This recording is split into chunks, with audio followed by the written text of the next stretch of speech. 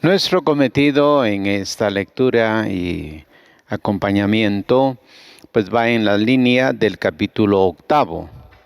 Este capítulo ha sido leído y comentado y han tenido todo tipo de comentarios, pero vayamos a la fuente, a la lectura propiamente de este texto para ver realmente cuál ha sido la intencionalidad del Santo Padre al hacer este planteamiento que él titula así: acompañar, discernir e integrar la fragilidad.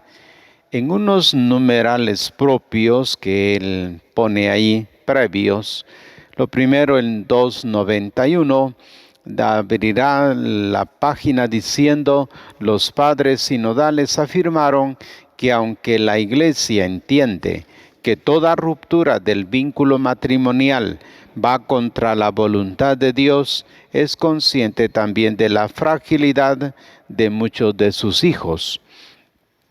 Iluminada por la mirada de Jesucristo, mira con amor a quienes participan en la vida eclesial de modo incompleto, reconociendo que la gracia de Dios obra también en sus vidas, dándoles la valentía para hacer el bien, para hacerse cargo con amor el uno del otro y estar al servicio de la comunidad en la que viven y trabajan. Por otra parte, esta actitud cobra más fuerza en el contexto de un año jubilar dedicado a la misericordia. Propuesta de la perfección, sí, pero acompañamiento y cuidado de la Iglesia por sus hijos frágiles. Aunque siempre prolonga la perfección e invite a una respuesta más plena a Dios, la Iglesia debe acompañar con atención y cuidado a sus hijos más frágiles, marcados por un amor herido y extraviado, dándoles de nuevo confianza y esperanza, como la luz del faro de un puerto o de una antorcha llevada en medio de la gente para iluminar a quienes han perdido el rumbo y se encuentran en medio de la tempestad.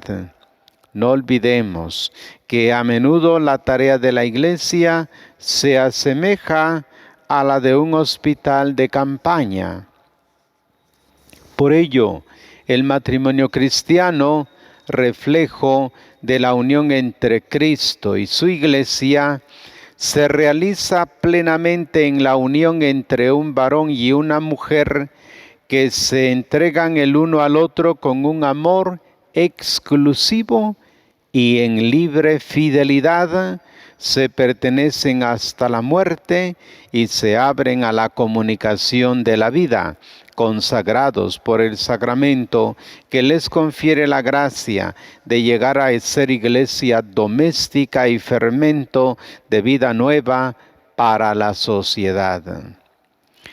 El Papa tiene en mente las otras formas de unión que contradicen radicalmente el ideal del matrimonio, pero en algunas se realiza de modo parcial y análogo.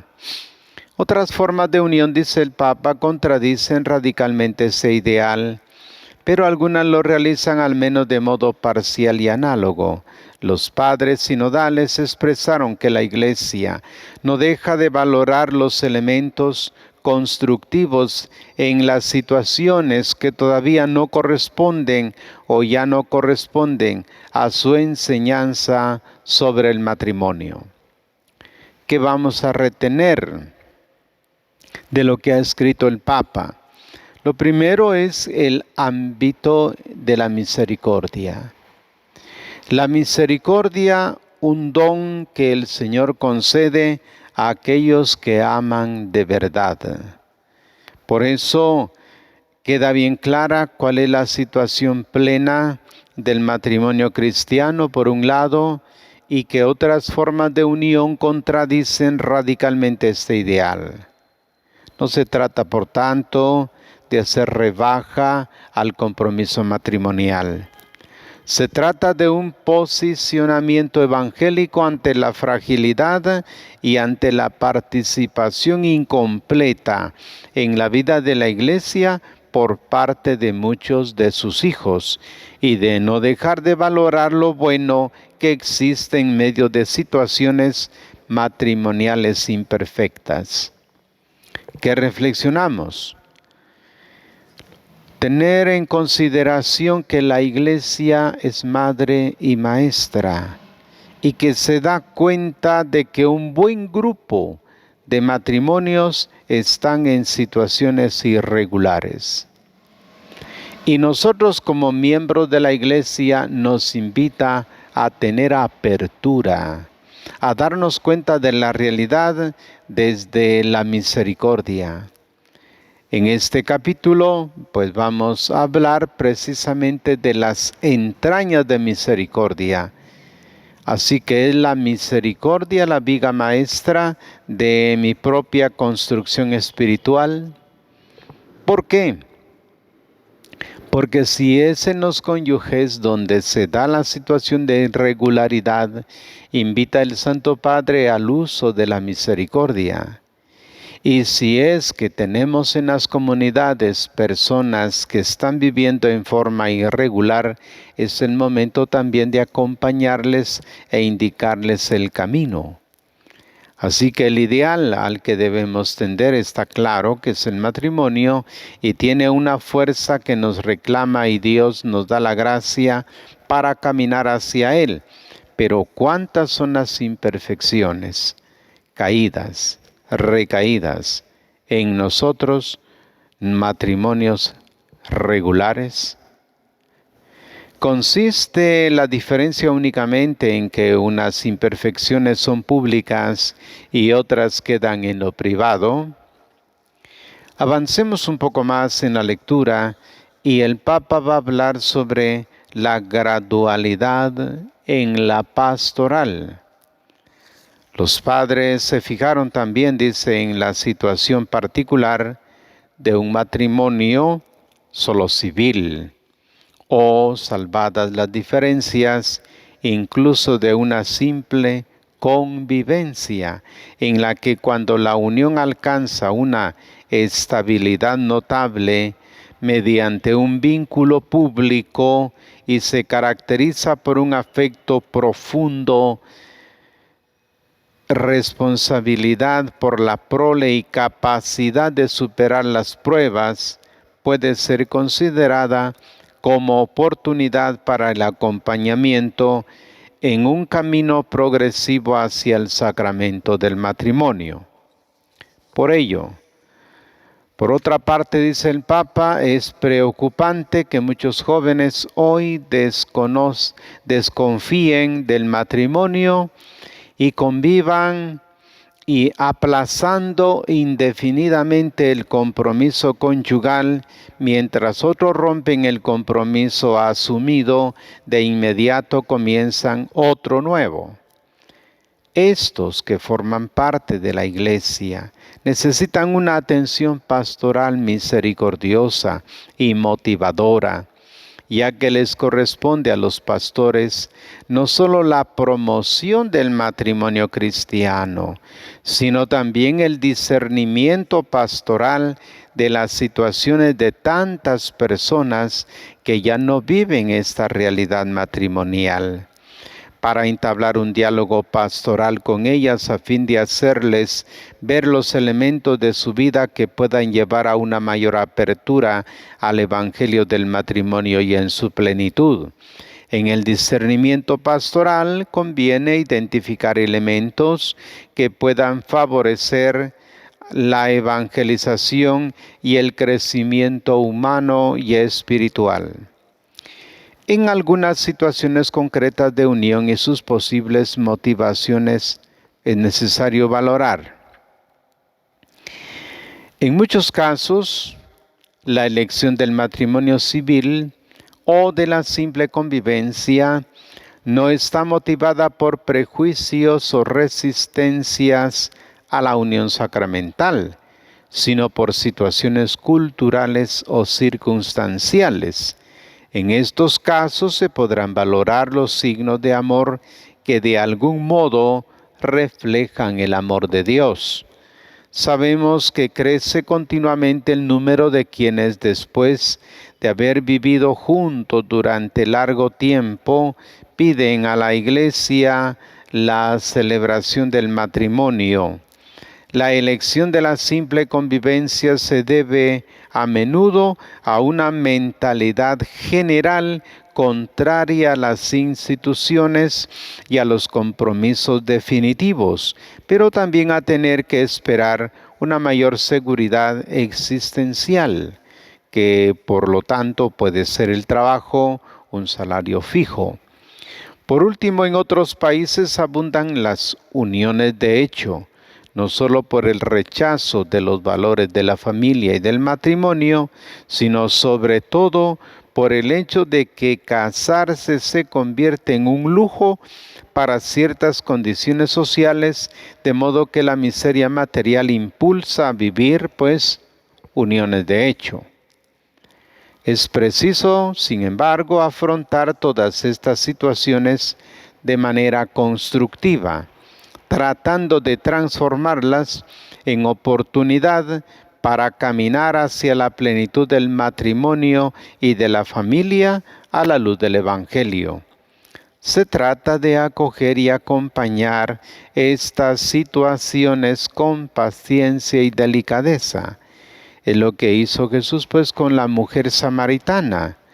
Le habló a su deseo de amor verdadero para liberarla de todo lo que le oscurecía la vida y conducirla pues a la alegría plena del Evangelio. En esta línea, San Juan Pablo II propuso la llamada ley de la gradualidad, desde la convicción de que el ser humano conoce, ama y realiza el bien moral siguiendo diferentes etapas de crecimiento. No es una gradualidad de la ley, sino una gradualidad en el cumplimiento prudente de actos libres por parte de sujetos que no están en condiciones de comprender o de valorar o de practicar plenamente las exigencias objetivas de la ley.